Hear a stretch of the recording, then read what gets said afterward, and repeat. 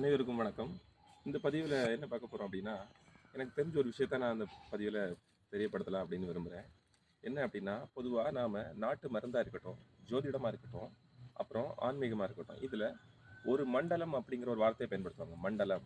மண்டலம்ங்கிறதுக்கு ஆன விளக்கம் என்ன? மண்டலம்னா ஏன் ஒரு மண்டலம் இத்தனை நாட்கள் கணக்கிடுறாங்க அப்படின்னு சொல்கிறேன்.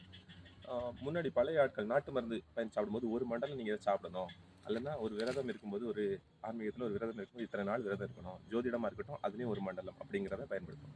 அந்த ஒரு மண்டலம்னா எத்தனை நாட்கள் அப்படின்னு சொல்கிறேன். ஒரு மண்டலம்னா 48 நாட்கள். அந்த 48 நாட்கள் எதை வச்சு ஒரு மண்டலம் ஃபிக்ஸ் பண்ணாங்க, முடிவு பண்ணாங்க அப்படின்னா, அதாவது ஜோதிடத்தில் 27 நட்சத்திரங்கள் சொல்லுவாங்க. அதாவது 12 ராசிகள், 27 நட்சத்திரங்கள். அதை கூட்டும்போது எவ்வளோ வருது?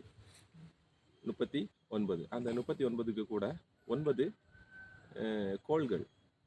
நம்ம நம்ம நவகிரகம்னு சொல்கிறோம்ல, அந்த 9 கோள்கள். அதை எண்ணுங்க. அதாவது 27 + 12 + கூட்டல் அந்த 9 மொத்தம் எவ்வளோ வருது? 48 வரும். அந்த 48 தான் ஒரு மண்டலம் அப்படின்னு சொல்லி பயன்படுத்துகிறோம். இந்த தகவல் உங்களுக்கு ஏற்கனவே தெரிஞ்சிருந்தால் கூட நீங்கள் லைக் பண்ணுங்கள். மற்றபடி இதில் ஏதாவது மாற்றங்கள், நான் சொல்கிறதுலேருந்து ஏதாவது வித்தியாசம் மாறுபட்ட கருத்து இருந்துச்சுன்னா அதை பதிவிடுங்க. நன்றி, வணக்கம்.